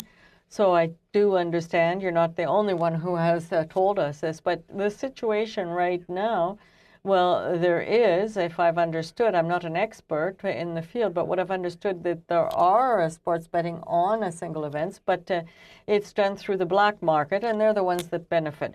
So this is done through criminal organizations, and this has been that way forever, and it is probably going to be the same thing until it becomes unlawful or unallowed. So if we're looking at single event sports betting, I understand that it might mean that for Loto-Québec, they will be able to take bets on events that will happen at your racetrack in Trois-Rivières, and so that will draw away revenue for you. So right now you are losing revenue to the black market. So have you evaluated that market share that is going to criminal organization for sports betting on your single events? Answer, no. Unfortunately, I do not have any statistics with respect to black market betting. I think it's pretty hard to be able to evaluate it, but I just want to make something very clear. I'm not against single event sports betting. All I'm saying is that we don't want it to take over the fixed odds. And so this is a fixed odds, whether it's by Loto-Québec, you might have a single event sports betting, but they would be able to bet on with fixed odds. We do pari mutuel betting, and so if that model does not indicate that this is going to be pari-mutuel betting for horse racing, well, a single event could be a horse. So you might have one sports betting for one single event for one horse bet. But it's clear that we're going to have this single event sports betting, and I don't have any estimates for the black market. And of course, they probably do bet on our races. But I think that people, if it becomes legal, they may get even more involved, and some people are thinking, well, I don't want to deal with any type of illegal betting. They may not be comfortable with that. But if it becomes legal, and Loto-Québec says that you can base on one horse race, well, it's clear that this may be helpful, but otherwise it could be devastating. So yes, if it becomes legal and we're not protected, well, that's where things could become very difficult. Question, if it were to become legal, if C218 were to become adopted, could there not be an agreement with Loto-Québec with respect to revenue sharing, so that, as we heard, Madame Leslie was saying that there is a cost for the taking care of the horses, but could there not be a revenue sharing agreement that can be done with Loto-Québec? Is that something that has been explored right up until now? Answer, well, that's a good question. And yes, in fact, we in Trois-Rivières, we are linked to Loto-Québec through the Trois-Rivières Salon. So we are trying to come to an agreement with them, and they have sponsored us in past years before COVID. So we do work very well with Loto-Québec. And so I think there could be a market share that could be developed within the betting salons, and to say that, well, we're offering the same thing. So we would be able to offer it maybe together. So we would be able to offer sports betting, and we could also, we have spoken about how we could do historical horse racing. These are historic horse races that we would like to be able to have that changed within the criminal code so that everything would be regulated, be the CPMA, but we would like to be able to get funds and to be able to do a sharing. Yes, we have the same clients. We don't. There's nothing hidden. We don't want to take away. We don't want to pull the covers over to us, and we don't want to exclude anybody. We're looking towards a good sharing. Question, Madame Thomasin. We know that there is a problem within gambling industry. It is the compulsive problem, gambling, and so of course it's clear that that is also the case for horse racing gambling. So for you at your hippodrome in Trois-Rivières, what do you do to be able to work to counter this issue of problem gambling?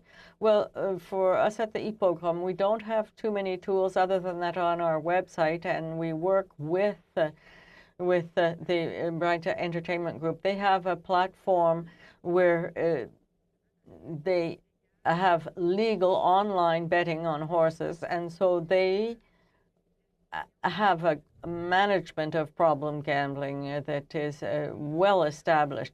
They look at the accounts and they may call me. Well, it is rare actually that they will call me and they say, well, we have suspended a client's account. So there is a management that is being done. I would say that it's being done online.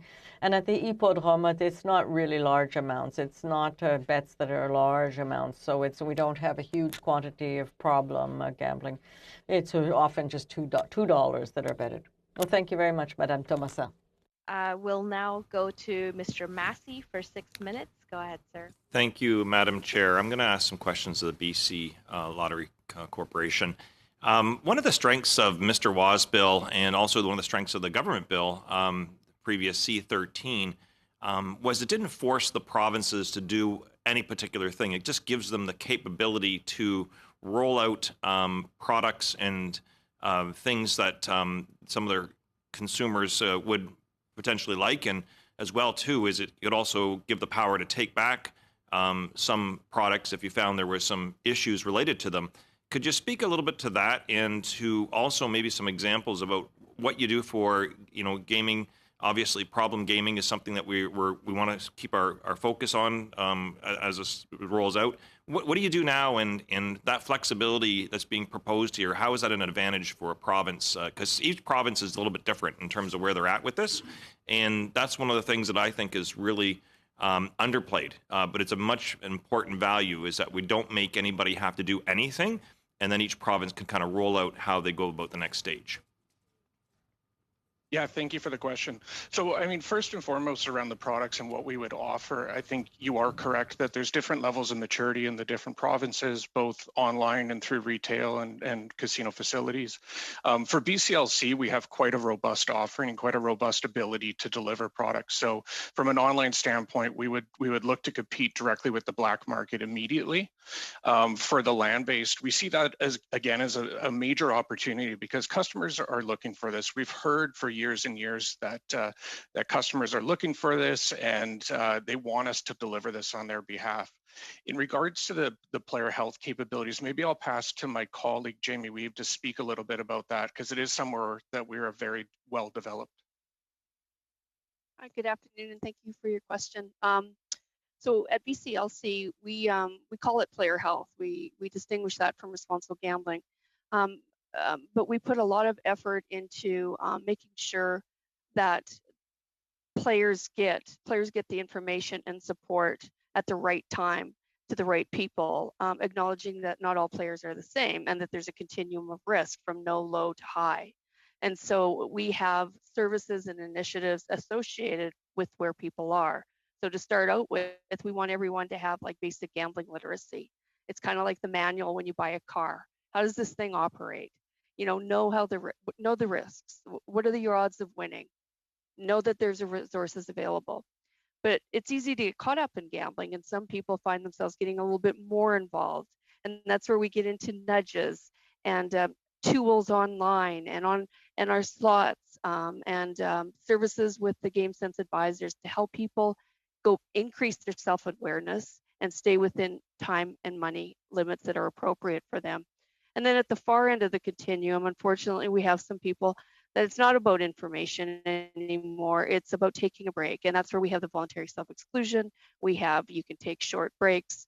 And we work very, very closely with provincial government to link our customers to the wide range of services, including free counseling and helpline services. So it's kind of like a holistic public health approach to our players. So, and is there a willingness, do you think, amongst provinces to share best practices for this? I mean, I kind of think from Ontario as well, where I'm from, there would be an interest, hopefully, to do that amongst the different provinces. So I think it gives us a capability to actually be more robust than maybe other countries, because we'll have different regions that can really speak to different types of situations.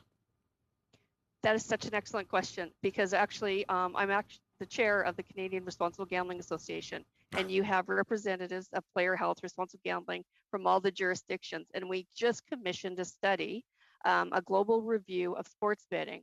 So we want to know, like, what does the world know? What are people doing about reducing risk, promoting support, promoting those healthy behaviors? And together, as a national group, we're going to use the results of the study to look at practices in our own jurisdictions. So, and just another thing, like, Canada really truly is a leader in the whole taking care of our players and putting the well-being of players first. It's part of the player experience. So. Yeah, I've had a chance to be on some international panels related to this, and just nothing but good remarks about our lottery corporations from other jurisdictions around the world. It's kind of nice to get that compliment coming when you're carrying the flag, and other professionals kind of note that. I only have 1 minute, so I'm just going to basically conclude then by thanking the witnesses here, but also just to make note that, again, the provinces get a chance to roll this out depending upon where they're at and where they think the market is. And then on top of that, they have control over that to bring it back if there is an issue or a problem. So it could be very much a modest step to start, or it could be more robust like British Columbia and Ontario, I think, and Quebec. But again, it's about the provinces having control versus out of Ottawa telling them what can or can't be done. Thank you, Madam Chair. Thank you very much, Mr. Massey. As I had indicated earlier, we would need 10 minutes, as Mr. Fortin had requested at our last meeting, to discuss his motions and some housekeeping items. So at this time, I'd like to thank all of our witnesses for your very compelling testimony today, for being here and for answering our questions. If there are further clarifications that you'd like to provide, please do send them to our clerk in writing. Would be happy to receive them. Thank you again, and you're now welcome to log off the meeting if you so desire, but thank you. So just very quickly to members, we'll get to a couple of housekeeping items before we go to Monsieur Fortin's 3 motions. Firstly, you've all been emailed our budget for the study of Bill C-218 in the amount of $2,650. Can I have the consent of the committee to pass this budget? With a thumbs up would be great. We're all okay? Thank you very much, gentlemen and ladies. I appreciate that. And then, as per the committee's request for some extra witnesses, I just wanted to give you an update as to which ones we've invited and the responses. From Monsieur Fortin, you had asked us to invite Lotto Quebec. Unfortunately, they declined the offer to appear. Mr. Massey, Mr. Moore, you had asked us to invite the Canadian Football League. They have declined to appear, but will be providing written submissions. You saw some of our witnesses today, the Horsemen's Benevolent, which was from the list of requests to appear. The National Hockey League has been invited, and I understand they will be attending. Racetracks of Canada was also from the list of requests to appear, which we heard from today, as well as Quebec Jockey Club. The Canadian Soccer League has also been invited. and also has Sandy Hawley from the list of requests to appear. If any members have anything else to add, please do get in touch with me and our clerk, and we'll go accordingly. Point of clarification, Madam Chair.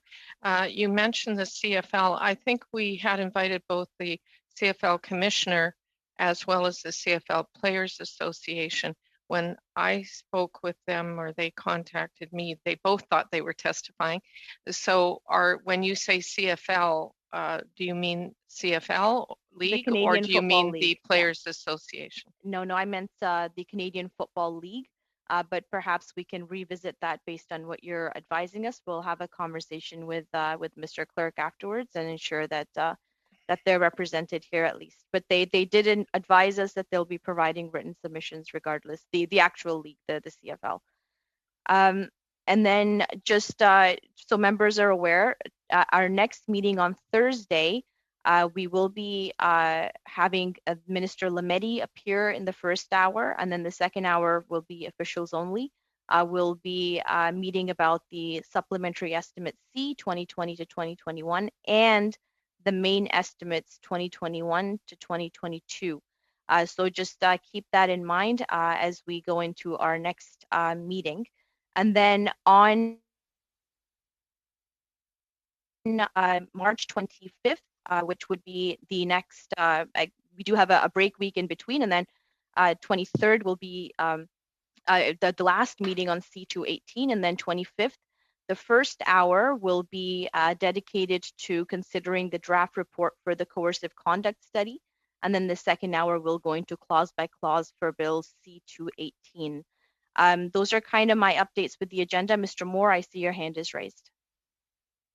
Thanks, Madam Chair.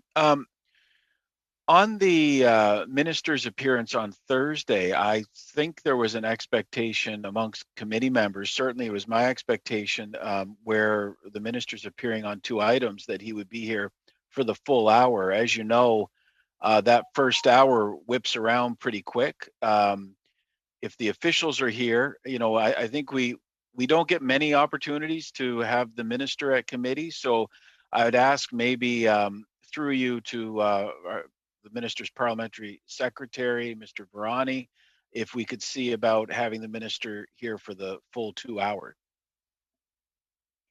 Mr. Virani, if you'd like to comment, you can, or else I'll go to our clerk and see what the logistical challenges are. I can just say that thanks to Mr. Moore for the question via you, Madam Chair. What I can say is that Minister Lametti had intended to be here for 1 hour, and my understanding was that the second hour was meant to be with respect to the continuation of the deliberations on the coercive control report. I apologize if I have that incorrect, but that was my understanding, was that the Minister Lametti was available for 1 hour. I can make inquiries while we're having this meeting to see whether the second hour may be available, but I know he's put aside 1 hour at this point, with the second hour being allocated for the department officials.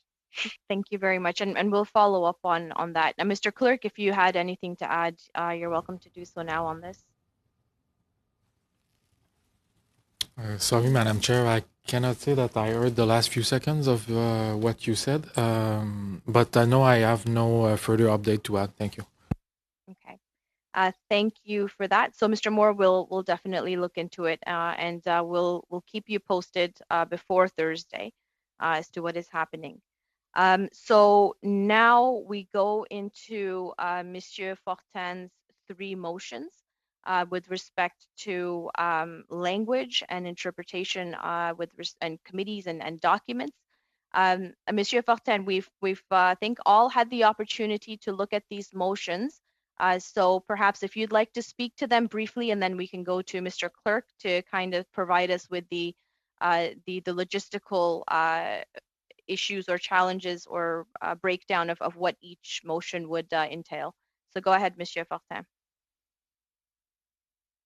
Merci, Madame la Présidente. Thank you, Madam Chair. These are simple motions that have already been discussed between whips, and from what I've understood, it shouldn't be an issue, so I don't think I have much that I need to say, so I'd like to go with the first one. we ask that all documents that are submitted for committee business that do not come from a federal department or that have not been translated by the Translation Bureau be sent for prior linguistic review by the Translation Bureau before being distributed to members. So we just want to ensure that the documents that we do get are correctly written in both languages.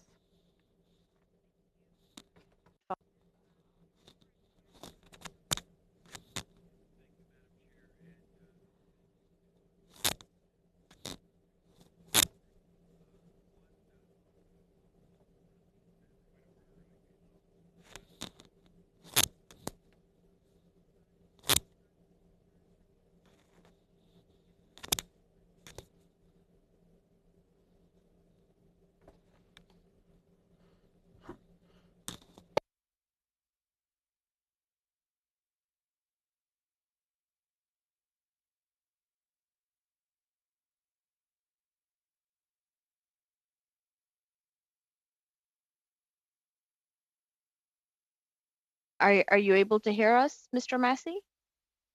Mr. Clerk, Yeah. are you able to hear us? It's back in now. Yeah, it was weird. Yeah, it's back in now. Thank you. Yeah. Wonderful. Thank you. Mr. Moore, please go ahead. Yeah, what I was about to say is fairly profound, so I want to make sure each and every person hears it. What my friendly amendment would be that after federal department, the comma, we add members' offices so that documents coming from our offices would be included as those that do not come from a federal department, member's office, or that have not been translated by the Translation Bureau. Thank you. Sorry, I appreciate that, Mr. Moore. Maybe for the sake of keeping things as less confusing as possible, maybe we should just go motion by motion. So maybe with the first motion, that the clerk inform each witness who is to appear before the committee that the House Administration Support Team must conduct technical tests to check the connectivity and equipment used to ensure the best possible sound quality, and the chair advised the committee at the start of each meeting of any witness who did not perform the required technical tests. Do any members have any issues with or anything to add to this motion, or are we able to vote on this motion and get it passed at this time? And then we'll move on to the other two. I see thumbs up from Mr. Moore, Mr. Maloney, Mr. Massey. I see thumbs up from everyone. This is wonderful. So I think we've unanimously passed the first motion. Now, Mr. Moore, you were suggesting a friendly amendment to motion number 2, which, if we follow, would read with the amendment that all documents submitted for committee business that do not come from a federal department or a member's office, or that have not been translated by the Translation Bureau, be sent for prior linguistic review by the Translation Bureau before being distributed to members. Now, do members agree with Mr. Moore's friendly amendment to motion number 2? I see thumbs up. Yes, Monsieur Fortin? Oui, j'aurais tendance, en fait, je vais y consentir. Yes, I will agree to that, but I would like to add a comment, if you don't mind.